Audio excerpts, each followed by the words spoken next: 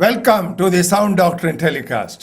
स्वस्थ सिद्धांत प्रसारण में आपका स्वागत है। Praise God for the Holy Bible. पवित्र बाइबल के लिए परमेश्वर की स्तुति हो। The purpose of this program is twofold. इस कार्यक्रम का उद्देश्य दो बातों में बता सकते हैं। Number one, to help you escape the floods of false doctrine. पहली बात तो ये कि झूठी शिक्षाओं की जो बाढ़ आई है उससे आपको बचा लें। Number two, to enable you to embrace the sound doctrine of God's word. और दूसरा ये है कि परमेश्वर के वचन में जो खरा उपदेश है उससे आप ग्रहण कर सको। Under God, I prepared 200 corrective Bible lessons from the beginning of Christian life to the end of physical life.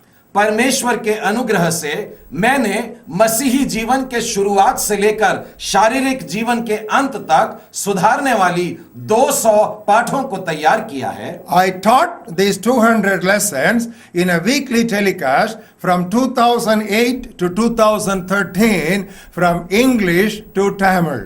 और सन 2008 से 2013 के बीच में साप्ताहिक प्रसारण के दौरान अंग्रेजी से तमिल में इन बातों को मैं सिखाता रहा हूं। I always preach and teach in English with simultaneous vernacular translation. और मैं अक्सर अंग्रेजी से वहां की स्थानीय भाषा के अनुवाद के साथ में इन बातों का प्रचार और शिक्षा देता आया हूं। But now God has guided me to make these lessons available to you directly in Hindi.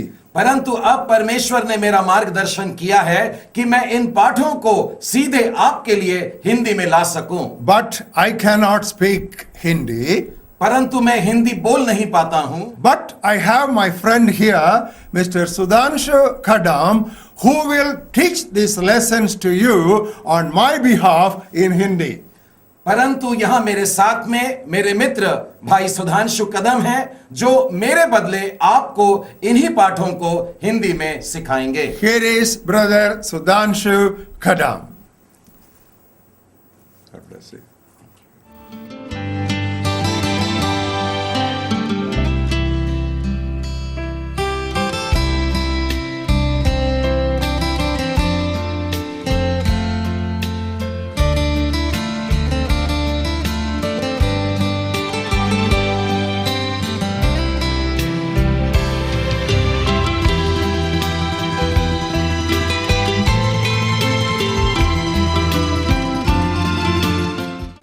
स्वस्थ सिद्धांत प्रसारण में आपका स्वागत है। परमेश्वर पिता की स्तुति हो कि इस कार्यक्रम के द्वारा हम लगातार अपने जीवन में सुधारने वाली शिक्षा को ग्रहण कर पा रहे हैं। इस कार्यक्रम के द्वारा हम खरे उपदेश की सच्चाइयों को मसीही जीवन के बुनियादी अनुशासन पर लागू करना सीख रहे हैं। अब तक हम लोगों ने 16 भिन्न भिन्न विषयों पर मनन किया है और पिछले सप्ताह ही हम लोगों ने दूसरों की मदद करने पर जो विषय समाप्त किया है वो इसके अंतर्गत था कि सहायता कैसे न करें। इसके पहले भी जो शीर्षक हुए वे इसी प्रकार से थे, जैसे कि प्रार्थना कैसे न करें, पश्चाताप कैसे न करें, दान कैसे न करें, सहभागिता कैसे न करें, कैसे न करें। जिन लोगों ने बहुत बाद में इस कार्यक्रम को देखना शुरू किया है उनके लिए मैं फिर एक बार कहना चाहता हूं कि हम एक नकारात्मक दृष्टिकोण इसलिए रख रहे हैं क्योंकि हमने अपने जीवन में भिन्न भिन्न मसीही अनुशासन की बातों को लेकर के अपने मन में कुछ बातें पहले से ही ऐसी बैठा ली हैं जो गलत है और उनका निकाल दिया जाना, बाहर करना बहुत जरूरी है और उसके बाद ही हम सही नई शिक्षा को अपने जीवन में स्थान दे पाएंगे। आज से हम लोग 17वां विषय आरंभ करने जा रहे हैं और जो होगा लीडरशिप पर, अगुवाई पर। धार्मिक क्षेत्र हो या लौकिक क्षेत्र, सांसारिक बातें हो, यह विषय लीडरशिप का जो विषय होता है यह बेहद लोकप्रिय विषय नजर आता है। जगह जगह संगोष्ठियां होती हैं तो नेतृत्व के विषय को लेकर के होती है। जगह जगह प्रशिक्षण दिए जा रहे हैं कि उत्तम अगुवे कैसे तैयार हों। जगह जगह पर प्रबंधन पर पाठ्यक्रम भी चलाए जा रहे हैं और ये सब इसीलिए चल रहा है कि हम नेतृत्व विकास करें। हम चाहते हैं कि अच्छे अच्छे प्रबंधक तैयार हों, अच्छे अच्छे लीडर तैयार हो जाएं और फिर उसके द्वारा आगे के कार्य सरल बनाना चाहते हैं। इस विषय पर आप देखेंगे कि दुकानों में, बाजारों में बहुत सारी पुस्तकें भी अब उपलब्ध होने लगी हैं। बहुत सारे मार्गदर्शिकाएं जैसे गाइड होती हैं वैसे छप करके आ गई हैं। लोगों को लुभाने वाले ऐसे विषयों को लेकर के ये बताते हैं। लेकिन हम आज से इस बात पर मनन करने वाले हैं कि अगुवाई जैसे विषय पर पवित्र शास्त्र बाइबल क्या सिखाती है। और हमारा विषय हर बार की तरह यही होगा, हाउ नॉट टू लीड, अगुवाई कैसे न करें। अब आप पूछेंगे कि यह विषय भी क्या ऐसा है कि यह नकारात्मक दृष्टिकोण रखना जरूरी है? बाइबल में मैंने बहुत सारी जगह यह पाया है कि जब जब अगुवाई के विषय में लिखा गया है, नेतृत्व करने के विषय में लिखा गया, लीडरशिप के बारे में जहां जहां उल्लेख आता है, वहां पर बिल्कुल यही दृष्टिकोण बाइबल भी बना करके रखती है कि कुछ बातें हैं जिनको पहले हमारे जीवन से अलग करना होगा, उसके बाद में हम उत्तम लीडर, उत्तम अगुवे बनकर तैयार हो सकते हैं। मैं पहला उदाहरण आपको देना चाहूंगा, प्रभु यीशु ने अपने शिष्यों को इस विषय पर क्या सिखाया। मेरे साथ में आप भी खोल सकते हैं मत्ती रचित सुसमाचार और उसका 20वां अध्याय, और मैं आपको 25वें वचन के आगे से पढ़ करके बता रहा हूं। यीशु ने अपने शिष्यों को पास बुलाकर कहा, तुम जानते हो कि अन्य जातियों के हाकिम उन पर प्रभुता करते हैं और जो बड़े हैं वे उन पर अधिकार जताते हैं। ये प्रभु यीशु ने अन्य जातियों के बारे में कहा। और अगला वचन है, परंतु तुम में ऐसा नहीं होगा, परंतु जो कोई तुम में बड़ा होना चाहता है वह तुम सबका सेवक बन जाएगा। जो तुम में प्रधान होना चाहता है वो तुम्हारा दास बने।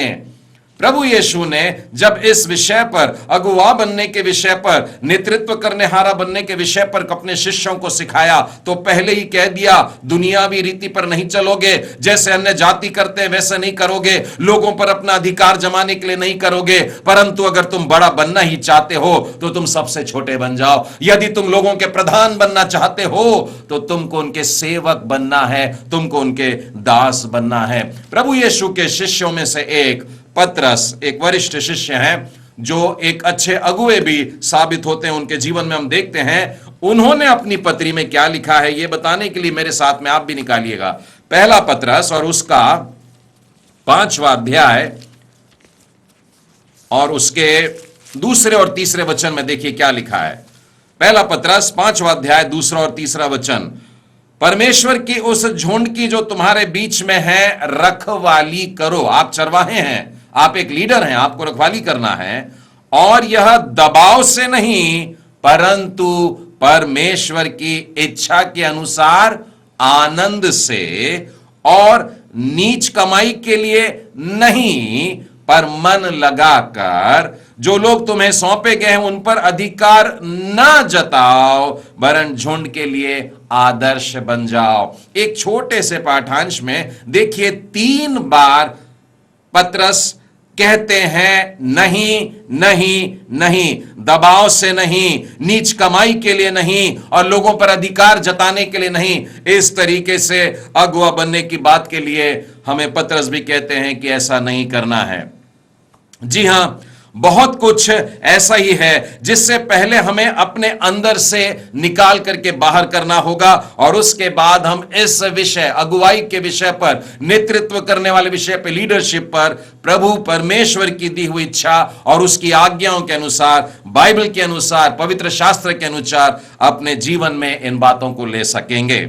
हाउ नॉट टू लीड, अगुवाई कैसे न करें। आज हम पहला पाठ आरंभ करने जा रहे हैं। Lesson number 1, do not lust for leadership. पहला पाठ है, अगुवा होने की लालसा न करें। फिर से कहता हूं, हाउ नॉट टू लीड, अगुवाई कैसे ना करें। Lesson number 1, do not lust for leadership. पहला पाठ है, अगुवा होने की लालसा ना करें।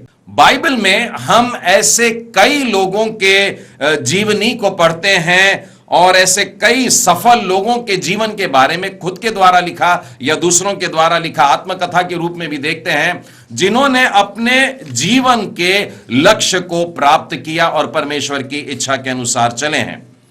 और जब इन्हें परमेश्वर ने अपने कार्य के लिए बुलाया या अगुवा होने के लिए बुलाया, नेतृत्व करने की आवाज जब दी, तब ये लोग हिचकिचाते हैं। एकदम से दौड़ करके नहीं कहते हां प्रभु जी मैं करूंगा। इनके अंदर कोई लालसा नहीं पाई जाती है कि मैं लोगों पर अधिकार करूं, लेकिन बड़े डरते और कांपते हुए, हिचकिचाते हुए ये आगे बढ़कर अपने आप को परमेश्वर की आज्ञाकारिता में सौंपते हैं। पहला उदाहरण मैं आपको लेकर चलता हूं पुराने नियम में, निर्गमन की पुस्तक और उसके 3 अध्याय में। जी हां, मैं मूसा का जिक्र करना चाहता हूं। जब परमेश्वर ने मूसा को दर्शन दिया और उससे कहा कि मैंने तुझको चुन लिया है कि तू अब मिस्र में बंधुआई में पड़े इजरायलियों को, मेरी प्रजा को छुड़ा कर लाने वाला बनेगा, तू अब उनका अगुवा होगा, उनको लेकर के आने वाला होगा।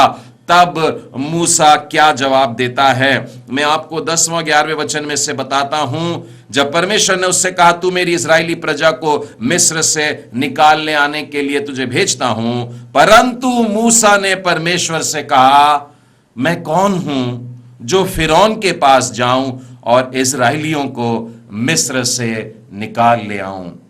मूसा किसी प्रकार की लालसा नहीं रखता था कि लोगों पे राजा बन बैठूं। कोई नेतागिरी की लालसा उसके अंदर नहीं थी, नहीं तो ये मौका देखते ही वो प्रभु के इस बात को मान जाता। और वो कहता है कि नहीं, वरन कहता है मैं कौन हूं जो इस काम को जो तू इतना बड़ा देना चाहता है, लोगों का अगुवा बनने के लिए मुझको रखता है। एक और बड़ा रोचक उदाहरण आपको मैं न्यायों की पुस्तक और उसके 6वें अध्याय से बताना चाहता हूं। यहां पर गिदोन के बारे में लिखा है, और आप जानते हैं कि इन दिनों में इजरायली लोग जो थे ये मिद्यानियों के दबाव में जीवन बिता रहे थे, बड़े डर डर के जीवन बिता रहे थे। और इस समय परमेश्वर गिदोन को चुन लेता है, और ये जो छुप करके काम कर रहा था उसे शूरवीर सूरमा के नाम से भी पुकारता है। और जब यहां पर हम देखते हैं कि उसको बुलाया जाता है, तब गिदोन उसको कैसे जवाब देता है कि इजराइलियों को छुड़ाने के लिए तुझे चुना है। उसने कहा, गिदोन कह रहा है, हे मेरे प्रभु बिनती सुन, मैं इजराइल को कैसे छुड़ाऊं? देख मेरा कुल मनश्शे में सबसे कंगाल है और मैं अपने पिता के घराने में सबसे छोटा हूं। नेतृत्व बनने की लालसा नहीं दिखा रहा है गिदोन, हां मैं करूंगा, परंतु कहता है प्रभु जी सुन ले मेरी बात, मैं कंगाल किस्म का हूं, हमारा गोत्र कैसा है, अपने घराने में सबसे छोटा हूं प्रभु जी, मैं कैसे करके अगुवा बन सकता हूं।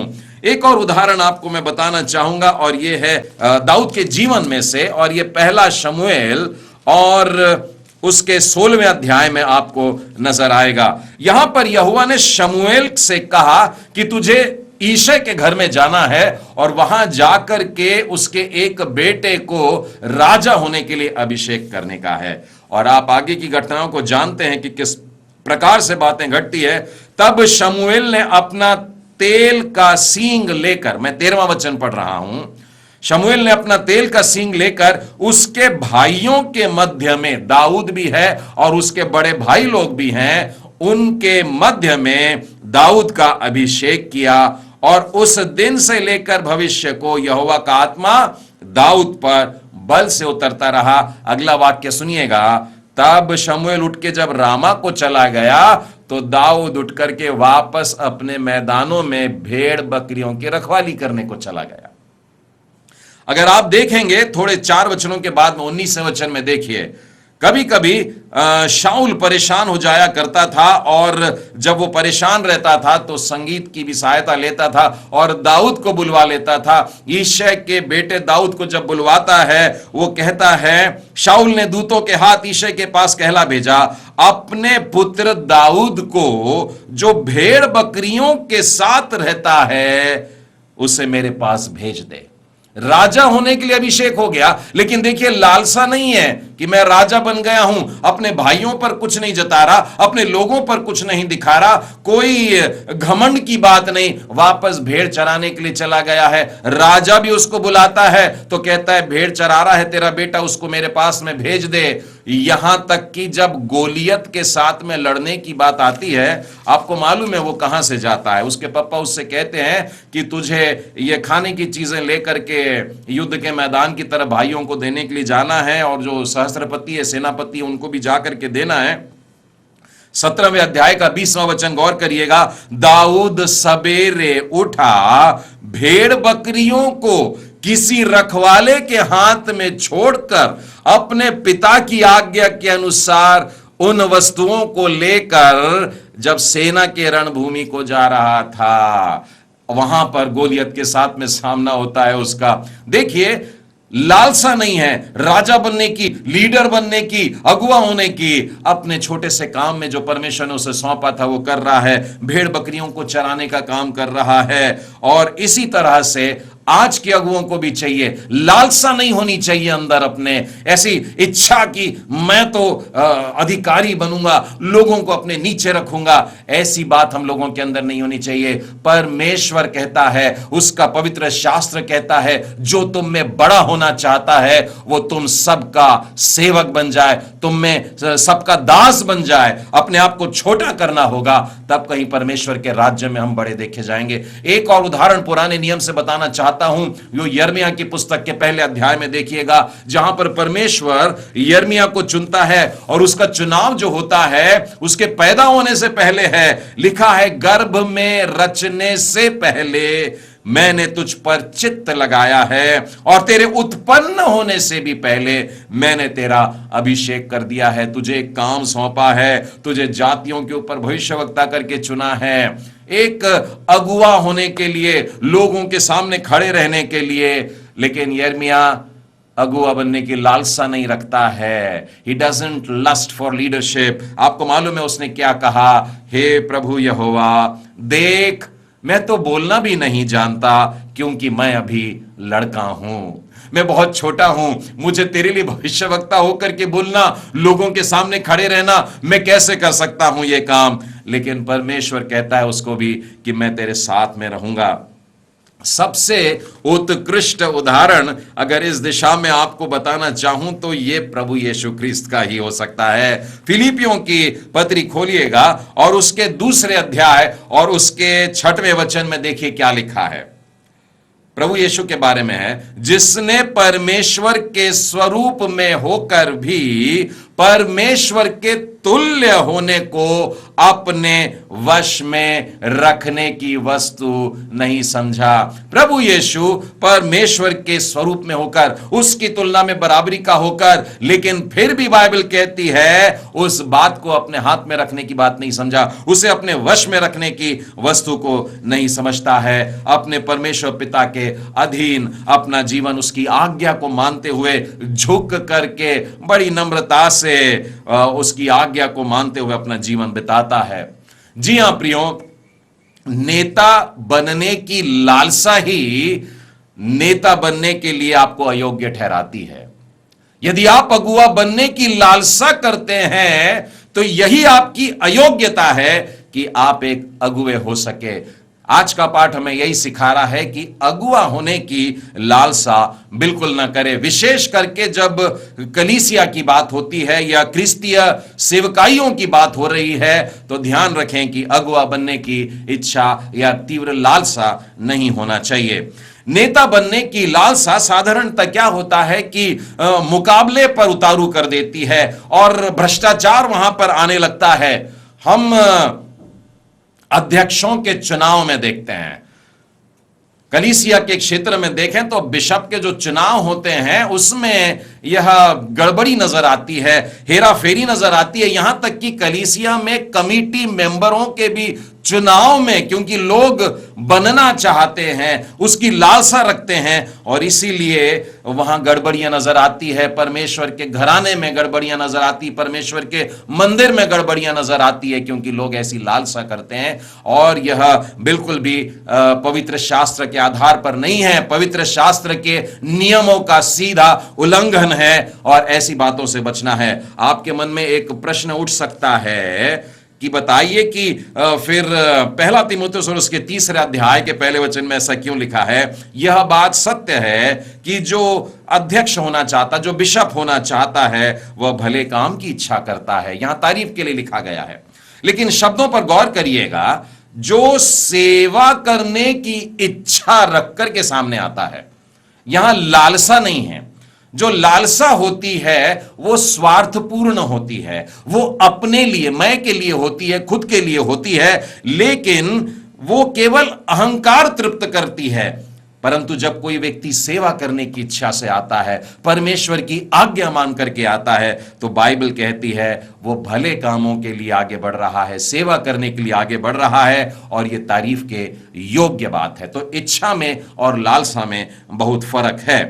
इच्छा लालसा का जो रूप ले लेती है, तो हम एक दूसरे के साथ में खींचातानी, पांव का खींचना, चूहा दौड़ जिसको कहते हैं, रैट रेस जिसको कहते हैं, ऐसा कुछ हम लोगों के अंदर दिखाई देने लगता है।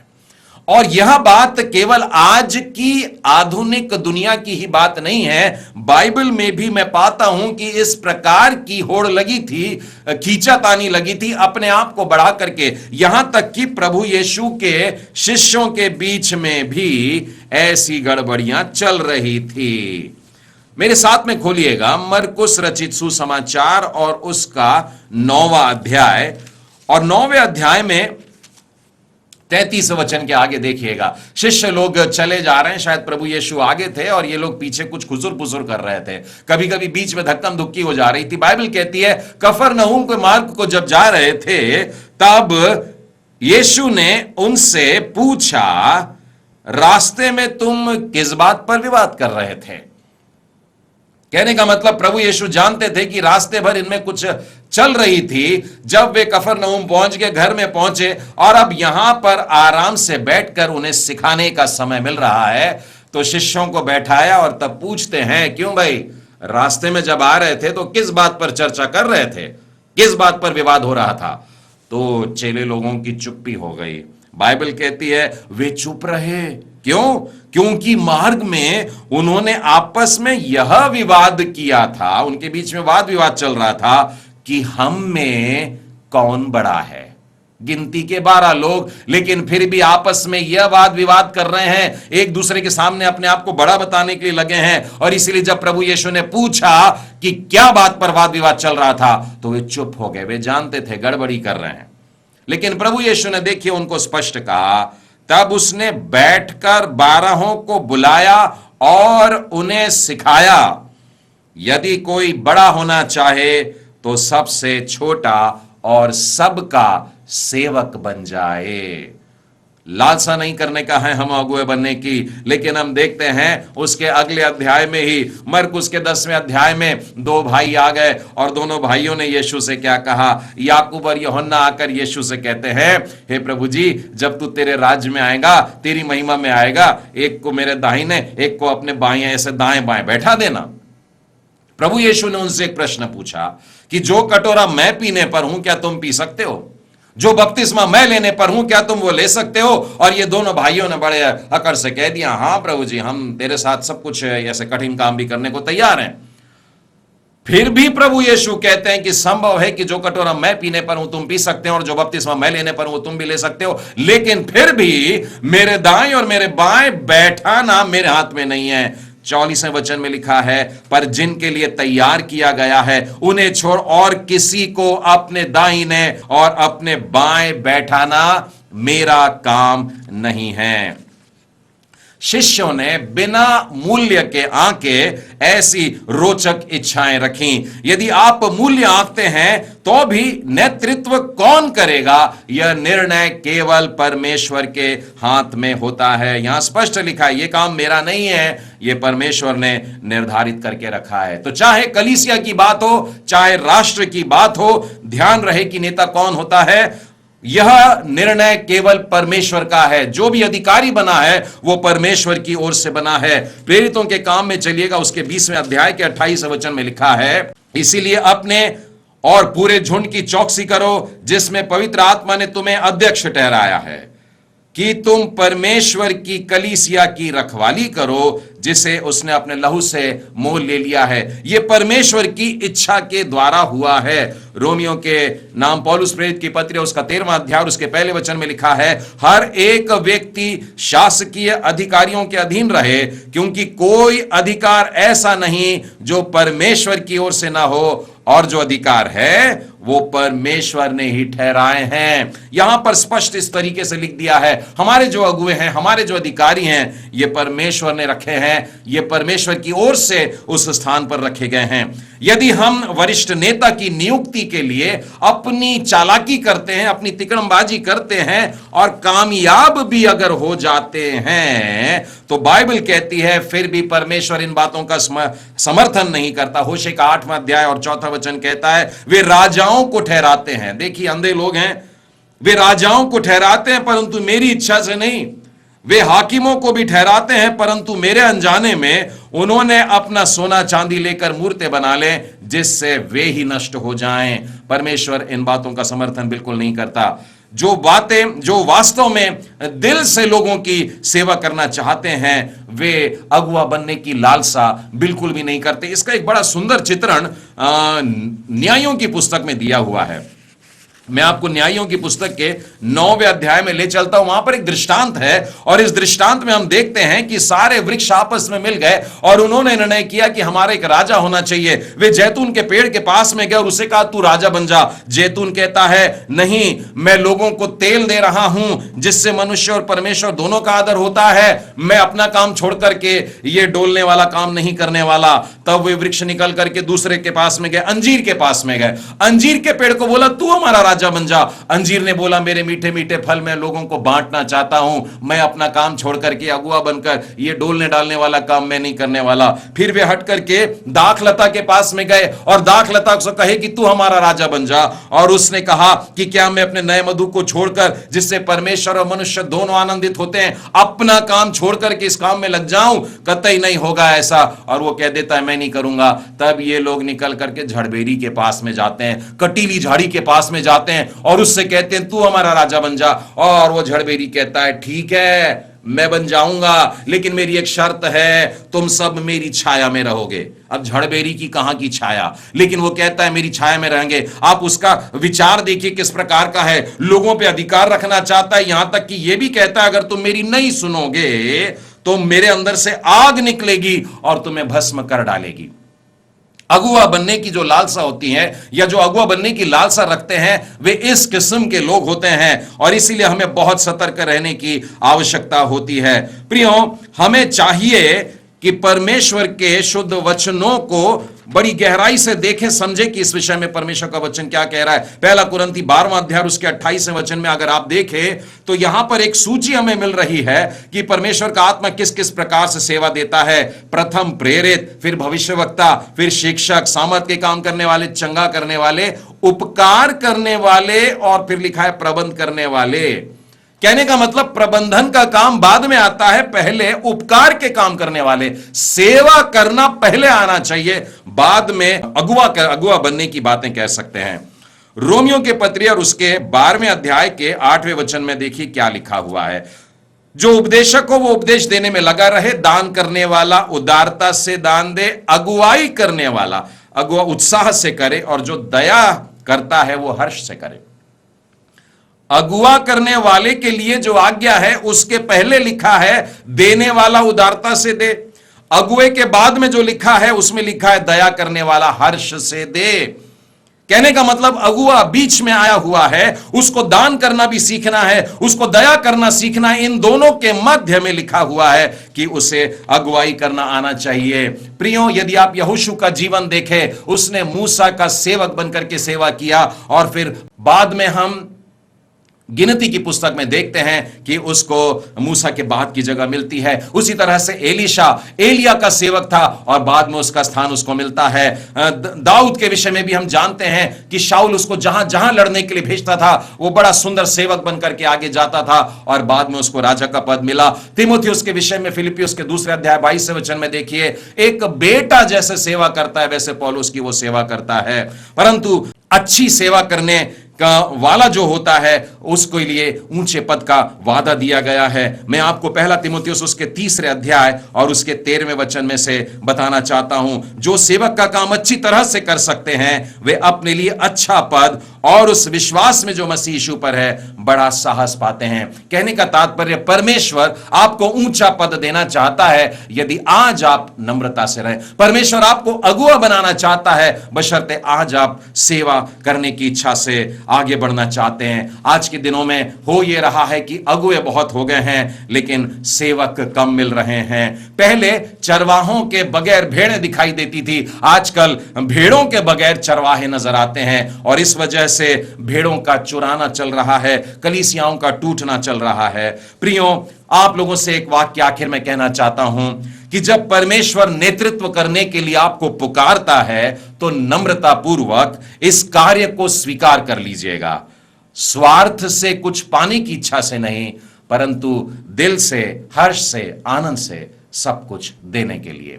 हाउ नॉट टू लीड, अगुवाई कैसे न करें। Do not lust for leadership, अगुआ होने की लालसा न करें।